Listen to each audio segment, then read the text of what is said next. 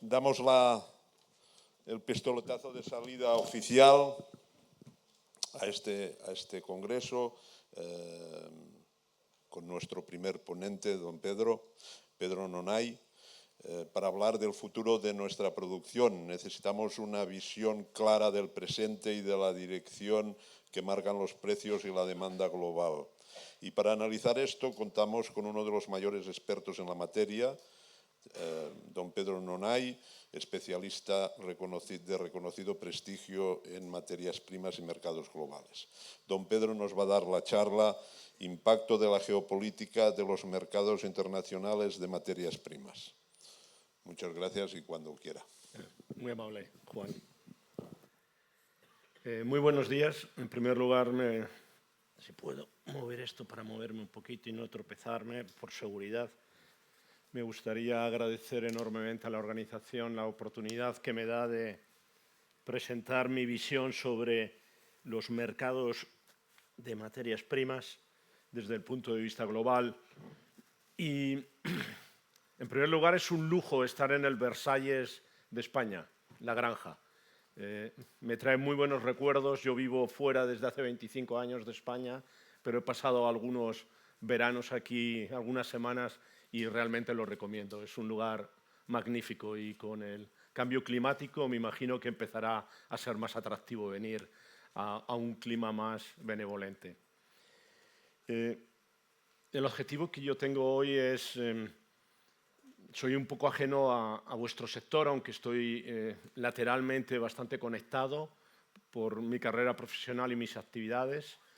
Y mi intención es traeros una visión un poco heterodoxa del mundo en cuanto a comercio internacional, pero que por la naturaleza de lo que antes se ha comentado es muy importante para España. España se ha globalizado. España no solo produce para adentro, sino que es un exportador bandera en el mundo y sobre todo en el sector del porcino. Y como consecuencia hay que estar atentos a qué pasa en el mundo porque los efectos son muy lineales en nuestro mercado aquí. Para pasar... ¿Tiene algún truco? Ahora no. Ok. La primera fotografía que os muestro es realmente el debate que creo que tenemos hoy. Estamos en un mundo que hay un juego de ajedrez en el tablero mundial. Estamos en un mundo que estamos jugando a la ruleta francesa o a la ruleta rusa. Y creo que dependiendo de cómo veamos eso, vamos a ver las tendencias de futuros en el mercado, particularmente de materias primas, en donde se ha puesto de moda la palabra geopolítica que impacta, porque es verdad, la geopolítica desde un punto de vista de toxicidad y al mismo tiempo de volatilidad dicta mucho la tendencia de los mercados. En ese aspecto me gustaría conoceros un poco, la audiencia, para así ajustar mi charla. Y me gustaría preguntaros, ¿quién piensa que Trump va a ganar el premio Nobel de la Paz, no de literatura? ¿Nadie? Levantar la mano, si... No os dé vergüenza. Vale, es como un 1% de la audiencia. ¿Quién cree que tendrá un tercer mandato? Hay más gente. ¿Quién cree que crecerá territorialmente por aquello que dijo de Groenlandia y lo que tiene en la cabeza? Esto va a fracasar, ¿no? ¿Y quién piensa que Estados Unidos necesita un petróleo caro? 4 o 5% de la audiencia. ¿Y quién piensa que acabará la legislatura o le pasará algo en el camino? Bueno, mayoría. Esta pregunta la hago bastante en algunas charlas y va creciendo las respuestas afirmativas. Al principio todo era no. Creo que con el tiempo vamos viendo cosas. Pero para mí la realidad que hoy estamos viviendo es lo que decía Groucho Marx. Señores, aquí están mis principios y si no les sirven, saco otros. O como decía Lenin, que decía, hay décadas que no pasa absolutamente nada, y eso lo hemos vivido, y luego hay semanas en donde pasan décadas. Creo que estamos viviendo un momento estelar, un momento que yo llamo momento Gutenberg, porque es un momento transformador por montones de factores, no solo desde el punto de vista geopolítico, pero también desde el punto de vista tecnológico. Y eso implica que cualquier empresa tiene que medir las tendencias para ajustar sus estrategias. Si hoy una empresa no está revisando sus estrategias a los próximos 5 o 7 años, desde mi punto de vista, se está perdiendo parte de la película. Si el mundo cambia, nosotros tenemos que cambiar. Yo aprendí a esquiar en Cotos y ayer me enteré que Cotos ya no existe como estación de esquí. Todo cambia. Entonces, mi trayectoria hoy de la charla va a ir en el camino de tratar de decir dónde veo que estamos, hacia dónde vamos y cómo va a influir desde lo holístico, desde lo grande, hacia nuestro sector. Voy a traer esos conceptos y los voy a tratar de traducir en su impacto en nuestro sector y en particular, más que España, un poquito en el sector del porcino, donde España tiene una influencia muy, muy, muy notable. Y para empezar,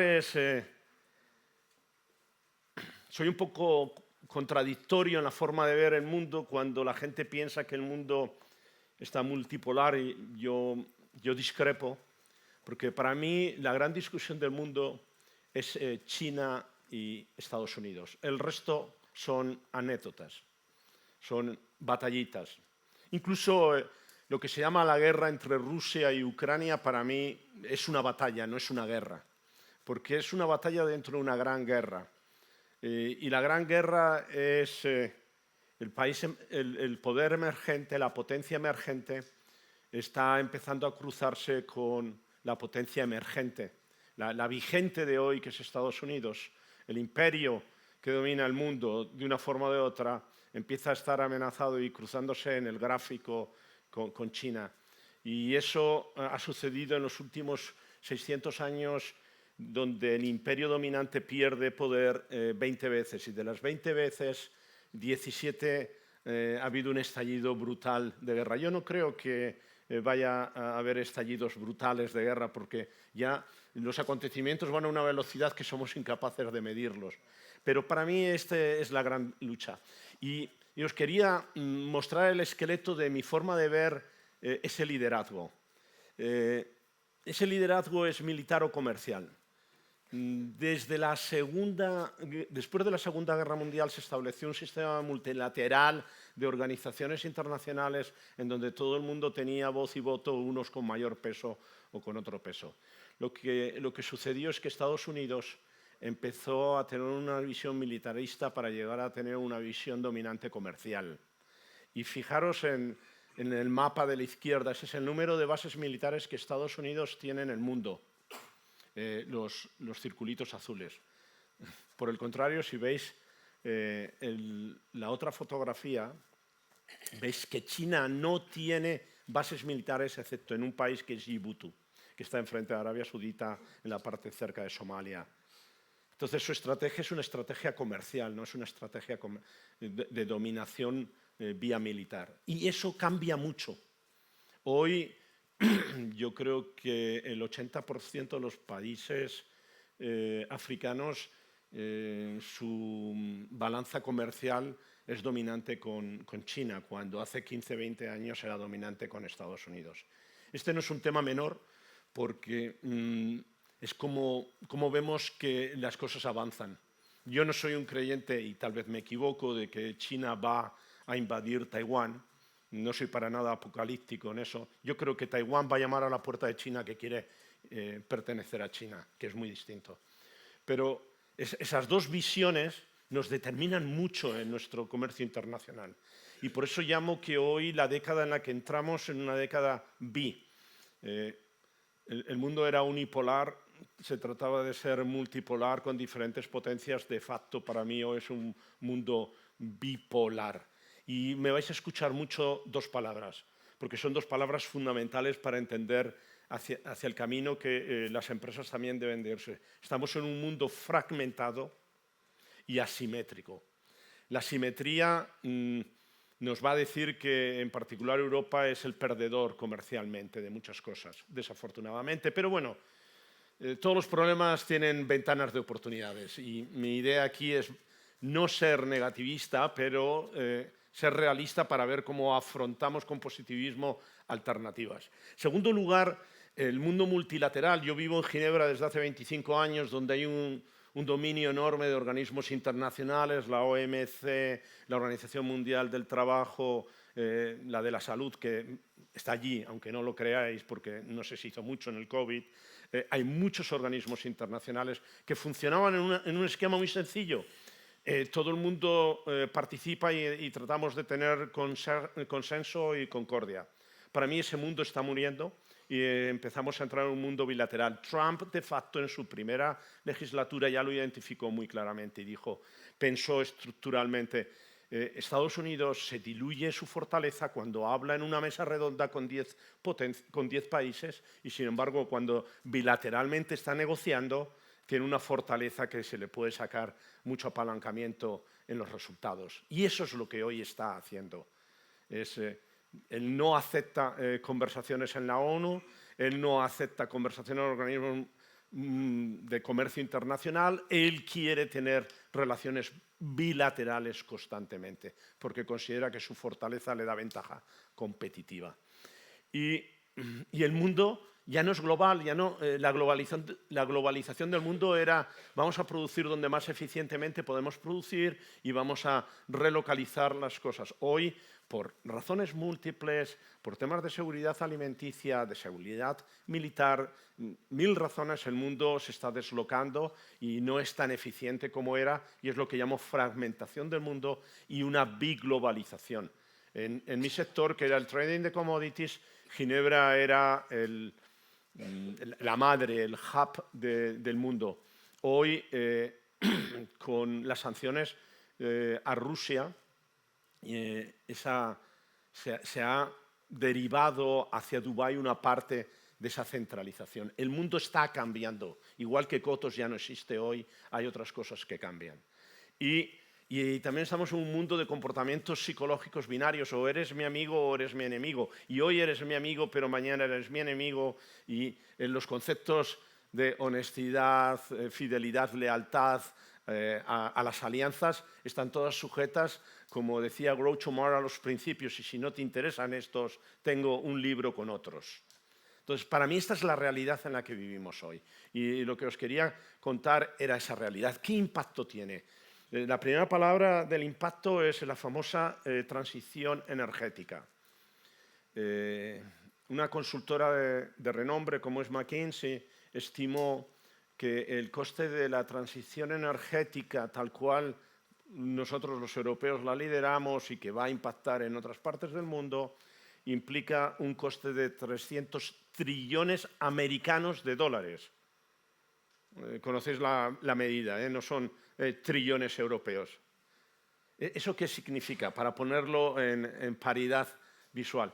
Eso representa que si vemos la capitalización bursátil de las 10 empresas más grandes del mundo, no llegan ni a 15 trillones. Es decir, más de 20 veces.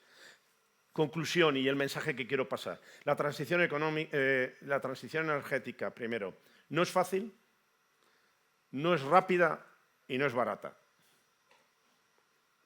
Es para mí el mensaje fundamental que quería pasaros. Y los impactos directos en nuestro negocio es que se aumenta en el comercio internacional, se deja de liberar. Hay mucho negocio de Estado a Estado.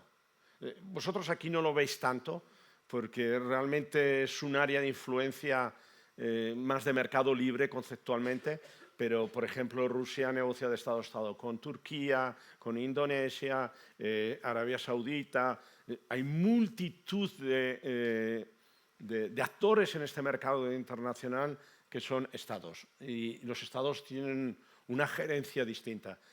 Los más viejos del lugar podrán recordar que en España, antes de 1986, había juntas de cereales y el FEGA o el SEMPA de la altura. Era un nivel completamente distinto. Eso es un mercado intervenido. Y en un mercado intervenido las sorpresas pueden ser múltiples. En segundo lugar, y ya lo estáis viviendo, estamos en el baile de los aranceles que está distorsionando constantemente las estrategias a 5 o 6 años. Es el baile de las logísticas, de las esquinas que están estranguladas. Luego os mostraré algunos mapas al respecto. Y un tema que no es menor, porque todos nuestros negocios, y un amigo de infancia me explicó, bueno, de hecho aquí he descubierto que tengo familiares, amigos, clientes antiguos, gente que realmente me ha generado alegría. Pero un amigo mío de infancia que tenía una fábrica de jamones, su padre, siempre me explicaba el negocio, que eran billetes de 1000 pesetas colgados en los ¿cómo se llaman? Los ganchos para que se secaran. O sea, me venía a explicar que en el fondo nuestro negocio es un negocio financiero también, porque necesitamos mucho capital de trabajo. Si el mundo financiero está transformándose, algo va a pasar en nuestro sector. Y no hablo solo de las criptos, porque las criptos es una parte del negocio, luego tenemos las monedas fiat, luego tenemos algo que a lo mejor no conocéis, que es el negocio de los stablecoins, pero el modelo financiero está transformándose a una velocidad enorme. Y eso va a tener un impacto estratégico. ¿Por qué estoy aquí? Porque el peso de las materias primas en la matriz de costes del pienso compuesto, el peso es del 65%. Y la verdad es que nos hemos empezado a dar cuenta en los últimos años, con la gran volatilidad desde que se construyó las sanciones para Rusia y hubo el corredor ucraniano de cereales, porque en España nos afecta bastante. Pero cuando tu matriz de precio viene impactada por una categoría que son materias primas en 65%, hay que prestarle un poquito de atención.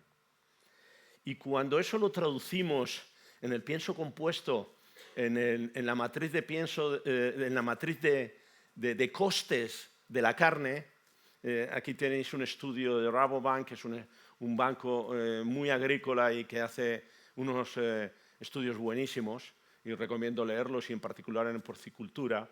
El peso del pienso compuesto en la matriz de costes de la porcicultura de la carne es el 65% en China.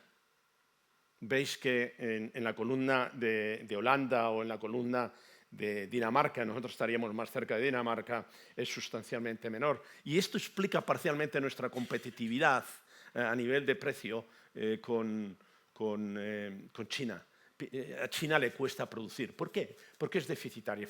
China es la fábrica del mundo industrial y es la boca del mundo, porque la despensa del mundo está en Brasil y en las Américas. Entonces, esa distorsión es donde el comercio internacional tiene mucho que hacer para aliviar los desequilibrios que existen. Pero mi mensaje es, la razón por la que estoy aquí fundamentalmente es porque de lo que creo que estoy hablando tiene un impacto enorme en vuestra matriz de precios. Pero si bajamos desde lo global hasta más lo regional, comprobamos que lo que llamo las paradojas europeas. Las paradojas europeas es algo que tenemos que tener muy presente. No tenemos una Europa agrícola, tenemos dos Europas agrícolas.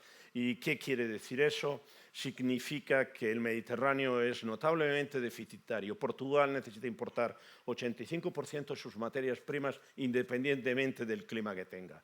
España oscila desde el 55% al 75% de 2 años, que depende mucho del clima y de las cosechas que tenemos. Tenemos dos Europas, porque el norte de Europa es excedentaria. Entonces, el interés que nosotros tenemos de que los precios estén aligerados no son los intereses de los productores en el norte de Europa, que viven de exportar. Nosotros vivimos de importar. Ese es el primer elemento que me gustaría que tuvierais en la cabeza. El segundo elemento es que Europa, tal cual, es deficitario de proteínas. ¿Eso qué significa? Es que necesitamos importar la mayoría de las proteínas necesarias para la alimentación de piensos compuestos, fundamentalmente en formato de de soja se necesita importar el equivalente de 30 millones. 30 millones equivalente. Pensad que en España, cuando tenemos una buena producción de cereales, son 20 millones. Europa necesita importar 30 millones de equivalentes de proteínas. Y eso no se soluciona de la noche a la mañana. No se soluciona. Entonces ahí tenemos un problema estructural. Y como os estaba comentando, y ahora lo podéis ir viendo aquí, el mensaje sobre España es, y particularmente el porcino, tenemos un modelo que yo llamaría de maquila. Si tú tienes que importar el 55% de las materias primas para lo que produces y luego exportas un 30% en formato de carne, bueno, blanco y en botella, eso se llama maquila. Entonces, lo bueno de todo esto es que algo hacemos bien. Y creo que hacemos muchas cosas bien. Buena genética, buenas prácticas, espacio para seguir creciendo, para adaptarnos. En esto, una lanza en favor del Estado, cuando en el 2007-2006 una persona que se llama Javier Sierra y que era el agregado comercial agrícola en Pekín, empezó a abrir caminos legislativos para facilitar homologaciones, importaciones. Fuimos por delante de otros países. Igual que otras veces soy muy crítico con los legisladores, en este caso hay que agradecerles. Entonces tenemos muy buenas prácticas, tenemos eficiencias, economías de escala, pero seguimos importando materias primas. Por eso vengo a decir que el comercio internacional es fundamental para España. Por ejemplo, en Portugal lo tienen clarísimo. No solo hablando lenguas, sino también siguiendo los mercados internacionales. Aquí es que tenemos las dos patas, la de los insumos y la parte de la producción. Si cortamos todas las exportaciones de carne de vacuno en España, por ejemplo, para China, vosotros podéis hacer los números rápidos, ¿no? No hace falta que hablemos de eso. Y traeros un poquito de esa ilusión siempre que hay. Como no nos cuente cómo va a ver los precios, no sé para qué viene. Pues bueno, os voy a contar un poquito, no mi visión, porque no estoy en el día a día, antes lo estaba, pero sí la visión un poco colectiva. Estamos en un mundo en donde la producción de materias primas crece más rápido que la demanda. Por eso estamos teniendo bajos históricos nominales, no reales, ¿okay? Porque hay mucha confusión en cómo hablamos. Para mí eso de comparar los precios tal cuales históricamente, olvidándonos del impacto de la inflación, es irrelevante, ¿no? Pero estamos teniendo un sistema de precios relativamente baratos de las materias primas para pienso animal. Cosa distinta es el café y el cacao, que están en fuego, ¿no? Por razones distintas.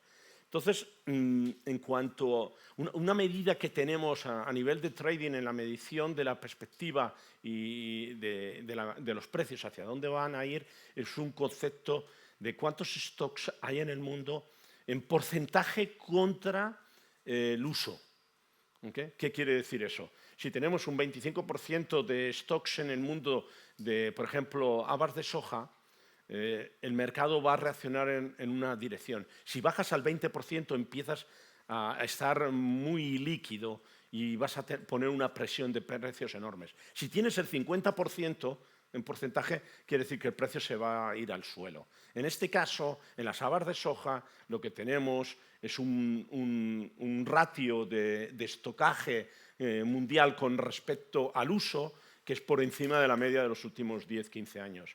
Caso contrario es el maíz, que por razones distintas, el maíz hoy tiene un ratio por debajo de la media de los últimos 10 años. Entonces yo diría, las harinas están en un espacio de precio relativamente más bajista que alcista, al menos no es alcista, a no ser que haya muchas distorsiones geopolíticas y gubernamentales y aranceles, porque se produce en 3 países fundamentalmente, y el maíz, que se produce en 7 para exportación, Se produce en muchos sitios, pero se exportan desde 7 países. Los stocks, el ratio está por debajo. O sea que diríamos que estamos tocando un poquito suelo.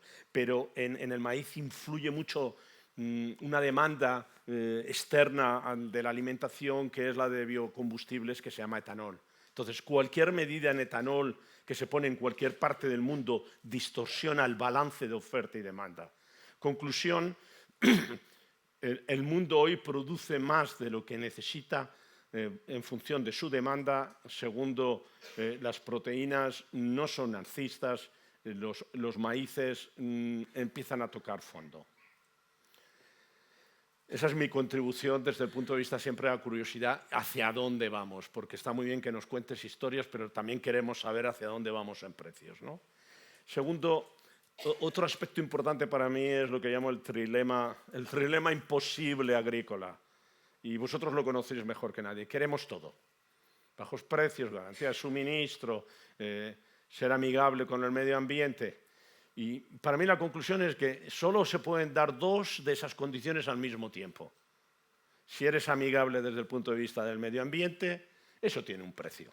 Y te tienes que preguntar si tu mercado lo puede pagar o no. Mi visión particular es que se está desinflando la burbuja que yo llamaría verde y la burbuja de máximos. Y eso implica que todos los conceptos que llevamos a máximos en Europa estábamos generando una simetría mundial. Y si generamos una simetría mundial, lo que nos ponemos es en una situación de desventaja competitiva en nuestra capacidad de exportar. Os pongo un ejemplo muy simple. Vosotros sois productores de soja en Brasil y tenéis 10% de la demanda con máximos de sostenibilidad, requisitos, y 90% estándar. ¿Qué produciríais? Produciríais estándar y luego, si alguien quiere el Rolex de la soja, que lo pague. Me parece que es sentido común de un empresario. Estés en Brasil o estés en cualquier esquina del mundo. Entonces, Europa per se, con su mega capacidad de regular y poner una velocidad inusual en esa regulación, genera asimetrías. El ejemplo más claro de lo que yo considero que se está desacelerando, y no es juzgar que a mí me gustaría que se desacelerara o no, sino ver los datos porque mandan en el relato. Estáis al corriente de la última legislación de EU de la desforestación, que parece ser que un año más se va a postergar. Eso es para mí un concepto de desaceleración. No le van a cambiar el nombre, pero le van a cambiar el contenido, porque si no, no la postergan 2 años. Dicho eso, la siguiente pata sería el impacto de la movida de aranceles de Trump.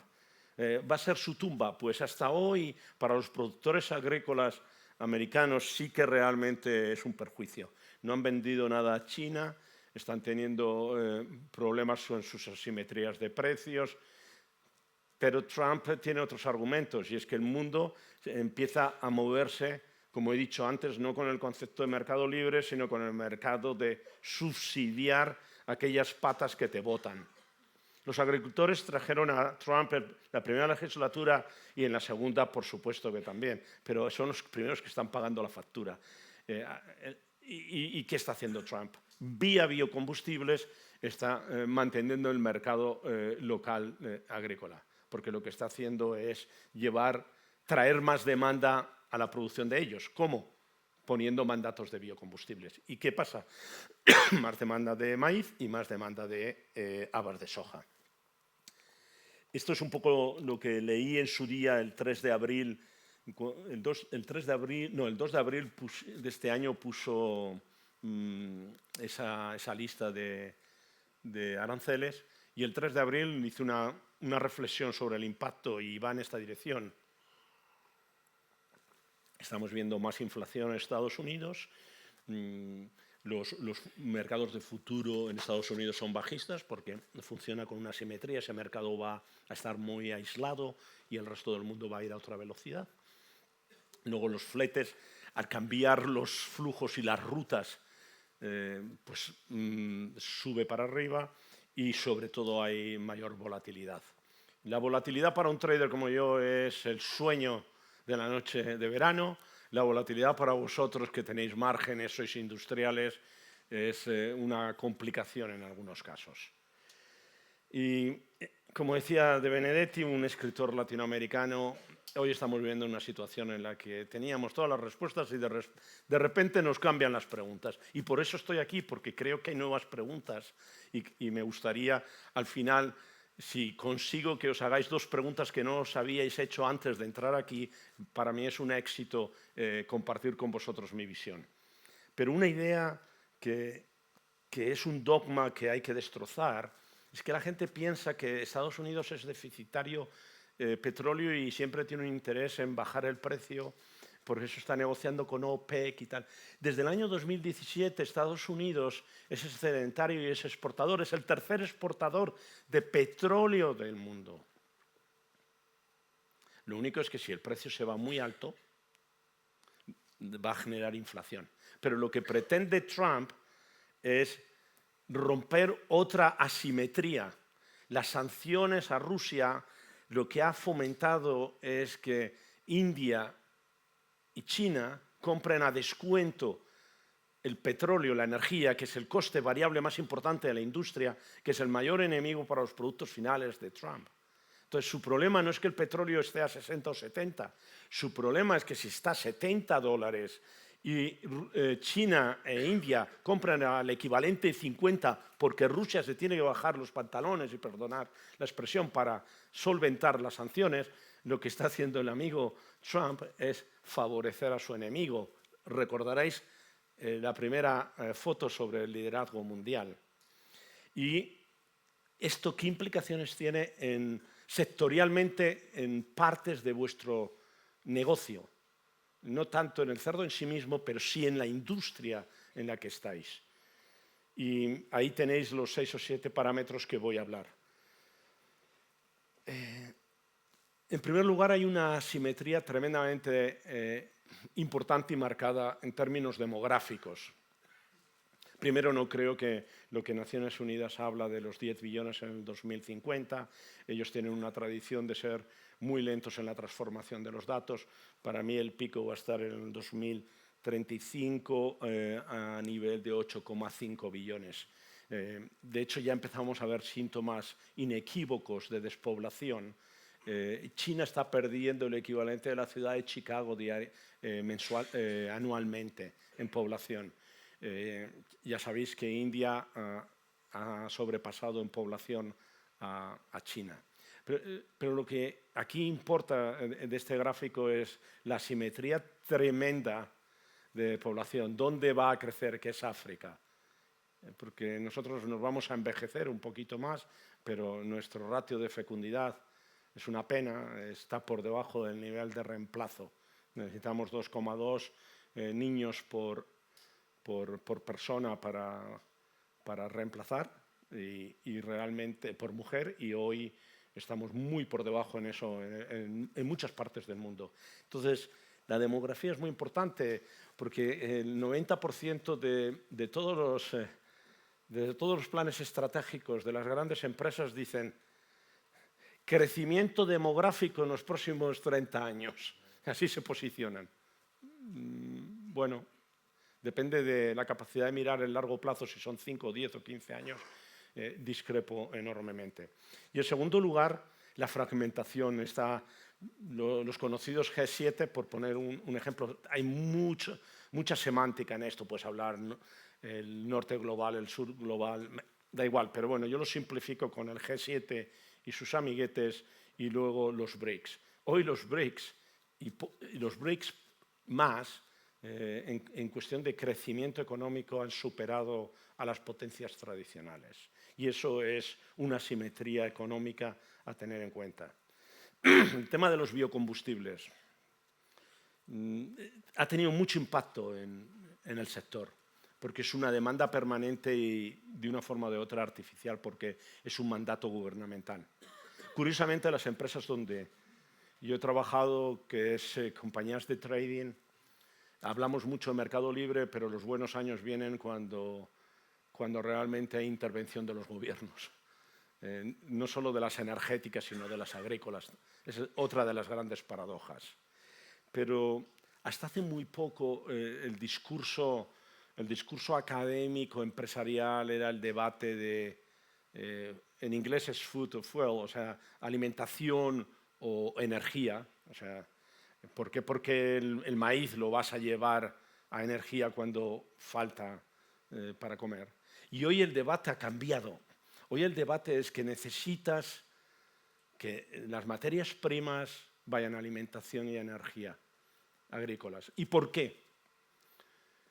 Si hoy no hubiera mandatos de biocombustibles, pensad que en Estados Unidos el 30% del maíz va a etanol. El 30% del maíz va a etanol. ¿Qué significa esto?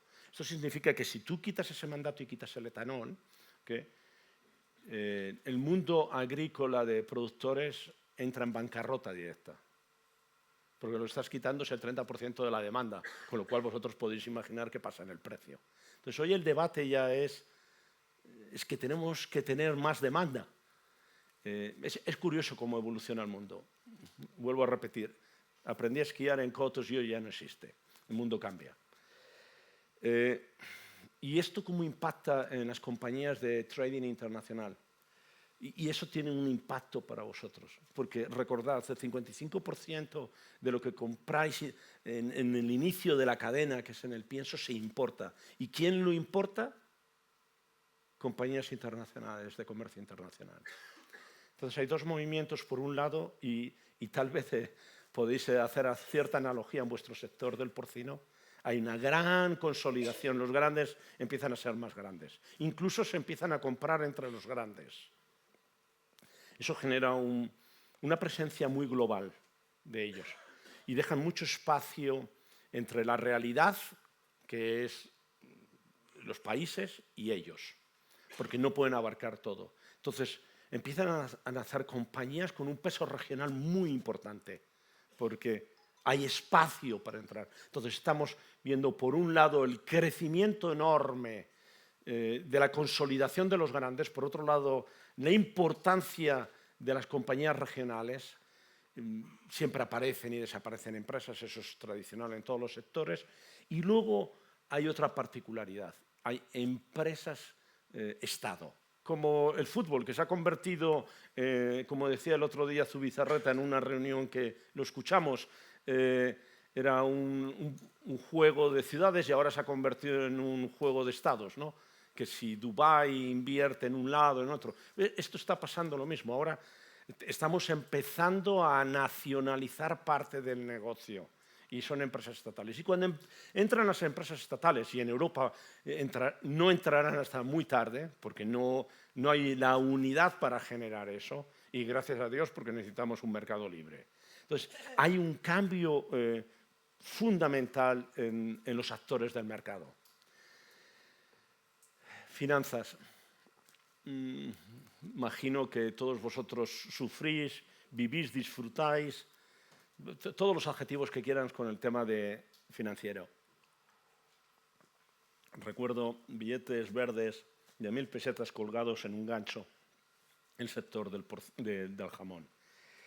Los tipos de interés es una ruleta, pero también hay una asimetría increíble en los tipos de interés. Vosotros pensáis que los tipos de interés, cuando se habla la FED de Nueva York, que es el 4 o el 5%. No. Vete a Argentina, vete a Brasil, son zonas productoras. Hoy en Rusia el tipo de interés está al 25%. Entonces hay una asimetría enorme de tipos de interés. En ese aspecto yo creo que nosotros tenemos una ventaja competitiva. Stable coins. ¿Hay alguien que está familiarizado con el concepto de stable coins? Que levante la mano, si hay alguien. Una persona, dos, tres. El stablecoin está siendo un vehículo. Stable es, como dice la palabra, está en paridad con el dólar. Una moneda cripto que está en paridad con el dólar. No como Bitcoin, que tiene volatilidad contra el dólar. Y está muy en boga, sobre todo en comercio internacional, en esos países que tienen sanciones como Irán, como Rusia, parcialmente India, China, porque el sistema internacional SWIFT de transacciones bancarias está sancionado y tienen que buscarse alternativas, y los stablecoins están creciendo de forma enorme. Pero también lo que está sucediendo es que hay, por ejemplo, una gran empresa que se llama Tether, que está invirtiendo en el sector agrícola y está trayendo capital de trabajo. Acaba de comprar por 700 millones de dólares una empresa que se llama Adecoagro en la bolsa de Nueva York. Y a través de eso va a empezar a hacer prepagos a productores. Entonces, tenemos que estar muy alertas de que, obviamente, el sector bancario va a decir son ladrones, es un fraude, la cueva de Alibaba, 1000 cosas. Pero al final todo se regulariza. Yo no digo si es así o no es así. La realidad es que hay una parte muy importante del mundo que está trabajando y creo que eso va a acelerarse. De facto, pienso que el sector bancario va a empezar a generar stablecoins, monedas ellos propios. Los BRICS están trabajando en hacer bolsas paralelas a las bolsas de cereales de Chicago y muy regionales. Están trabajando en nuevos modelos de transacciones que reemplacen al SWIFT, que es el modelo de transacción bancaria internacional. No están parados. También creo que son tan heterogéneos que ponerse de acuerdo les va a costar un mundo. Tened en cuenta que para mí la gran salvación de todo lo que estoy hablando es la cultura. ¿Y por qué? Yo he trabajado en el Mar Negro mucho, de hecho he tenido una empresa consorcio con el segundo banco más importante de Rusia, que se llama BTV Capital, y os puedo confesar que la mentalidad de Rusia es mucho más similar a la mentalidad de Washington que a la de Pekín. Y esas diferencias culturales son los que, para mí, desde un punto de vista genérico, nos salvan de que esas alianzas sean temporales y no sean estructurales. Es decir, el gobierno de Rusia, cuando se sienta a hablar con China, es mucho más temeroso que cuando se sienta a hablar con Washington. Y ya sabéis lo temeroso que es cuando habla con Washington. Las diferencias culturales nos salvan. Y luego el trípode China, Rusia, India es un trilema imposible. De hecho, India puso la primera embajada en China hace 6 meses. No tenía embajada en China. Entonces, esas diferencias culturales históricas es otra película, es un nivel que creo no les va a permitir tener alianzas estructurales, pero sí temporales.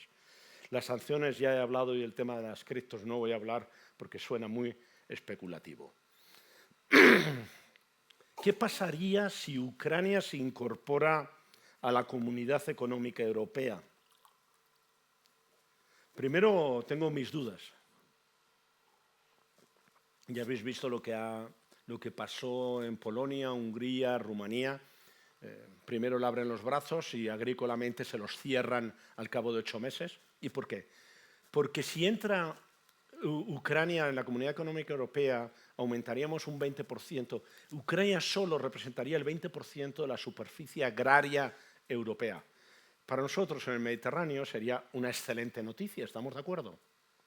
¿Por qué? Porque tenemos al amigo en casa del que le tenemos que comprar y hay seguridad logística. Y por el contrario, el norte de Europa va a estar muy, muy descontento porque Ucrania exportaría producto final de forma fácil, los pollos. De hecho, ha habido una empresa ucraniana que ha comprado Uvesa, MHP. Ellos controlan el 45% del mercado de pollos en Ucrania, de producción, y tienen ya varias empresas en Europa. Entonces, Ucrania es un arma de doble filo, yo creo que sería excelente para el Mediterráneo, no creo que fuera tan positivo para el norte y menos para sus países vecinos desde el punto de vista agrario. Y recordad que la Unión Europea en su presupuesto tiene un peso enorme la partida presupuestaria de agricultura, es la que pesa. Muy rápidamente, cosas que ya habéis oído 1000 veces, el concepto de los puntos de estrangulamiento. Os traigo aquí solo un detalle para haceros reflexionar. En el gráfico de la izquierda, las líneas rojas, veis ahí por debajo de Arabia Saudita. Ese es el cableado necesario para las comunicaciones de Internet. ¿Qué se os ocurre si estáis en el Ministerio de Defensa en una guerra? Lo tenemos muy claro lo que es los cuellos de botella logísticos, físicos. Hay muchos más cuellos de botella que no solo los físicos. Y hay nuevas rutas comerciales. El calentamiento global o que se descongele más rápidamente el Ártico. Hoy el Ártico tiene un punto de navegación de 35 días más que hace 10 años por la parte de Rusia. Y si los rusos van hacia el este, hacia China, por el puerto de Yamal, que es el puerto tradicional de exportación de gas, ahorrarían un 50% de tiempo, quiere decir un 50% de logística. Cuando veis la pata terrestre, mirar lo que es Rusia exportando a India. Hoy tiene que hacer toda la vuelta por el oeste.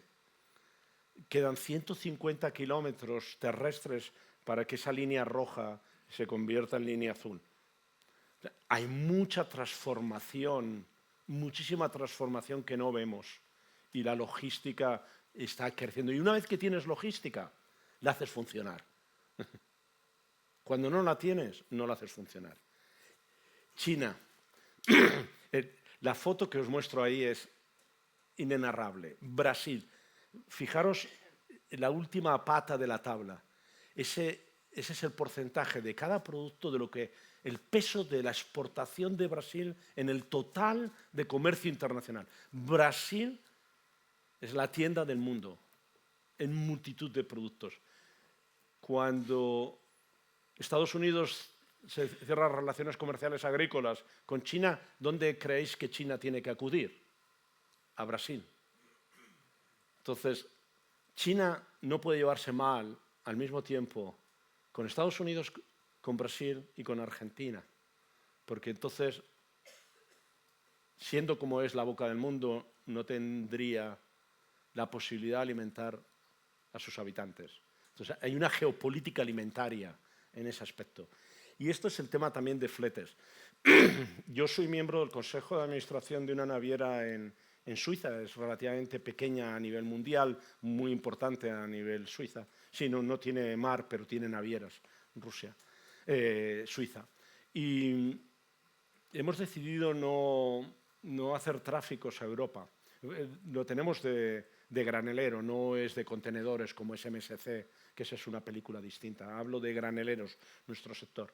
Y hemos decidido no hacer paradas en Europa por las reglamentaciones de sostenibilidad, porque nos destroza nuestra matriz económica.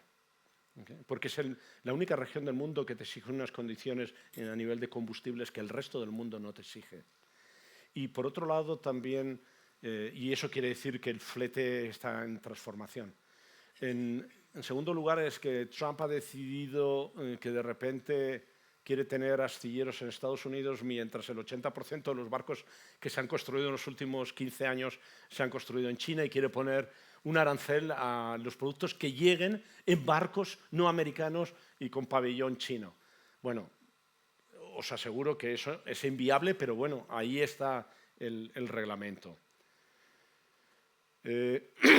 Tercer punto, que creo que es muy, muy importante, porque sabéis que el 30% de los costes de una tonelada de maíz están relacionados con la energía.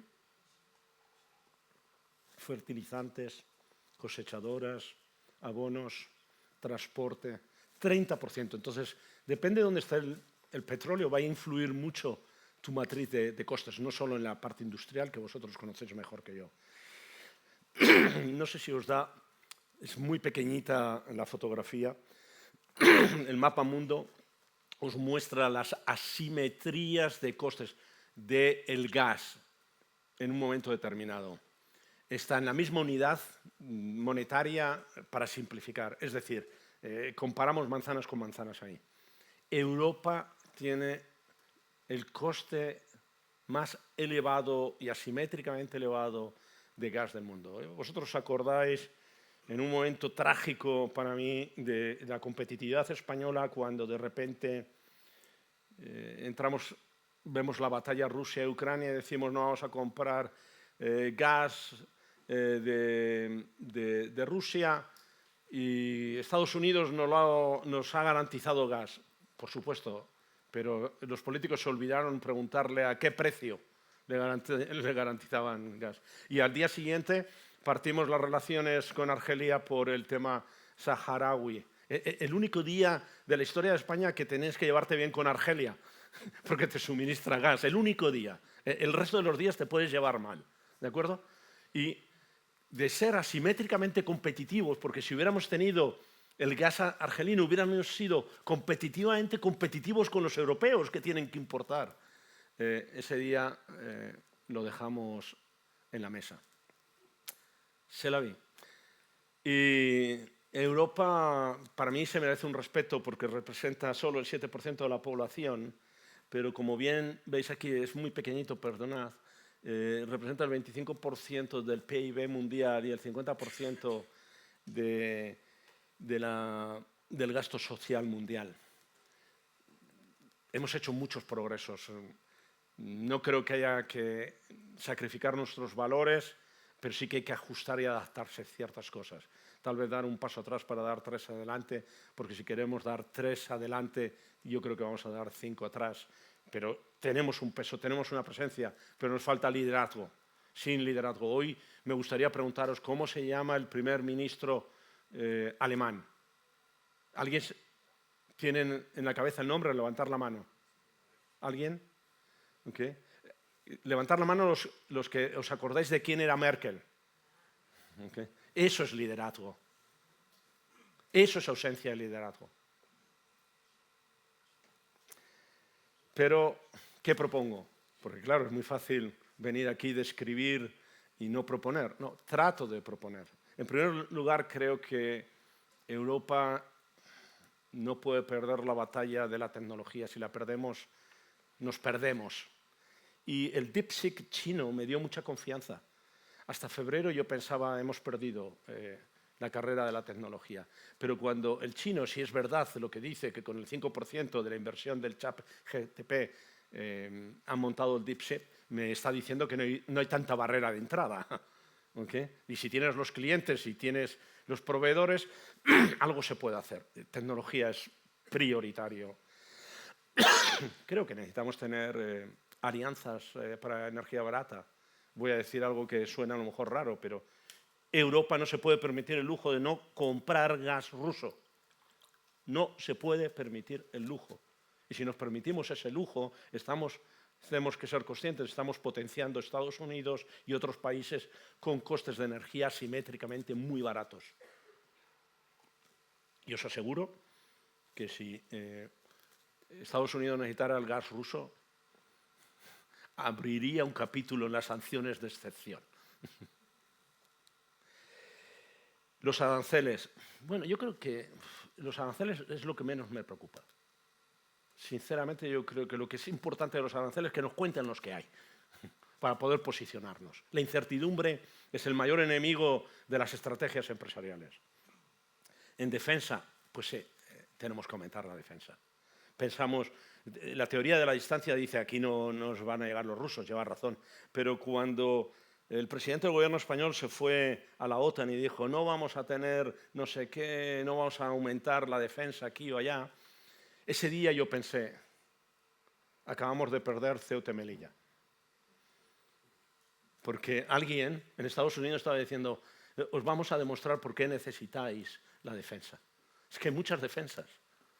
Entonces, pensad que Marruecos es el mejor aliado americano del mundo árabe. Y la OTAN, el meridiano, excluye Ceuta y Melilla para activarla. Perdón.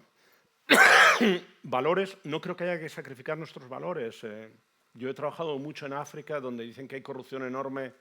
Nunca he entrado en corrupción y siempre hay capítulos. Seguro que la hay, no digo que no, pero se puede trabajar en todos los sectores y en todos los mundos con ética, con valores sociales. Y la Unión Europea, es que somos La teoría aquella de 2 más 2, vamos a ver si somos 6, es que estamos ahora 2 más 2 y somos 2. es que lo de la Unión Europea le sobra una palabra ahí, la unión. Y es una pena, porque sin unión no hay fuerza. Y divide y vencerás es lo que nos están haciendo algunos.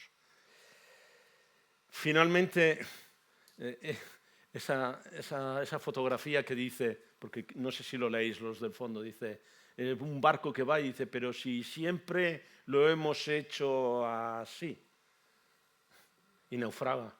Para mí esa es una frase desde que empecé a trabajar en negocio que he oído multitud de veces y que ha sido un poco mi incentivo para tener energía, coraje para leer las cosas de forma diferente.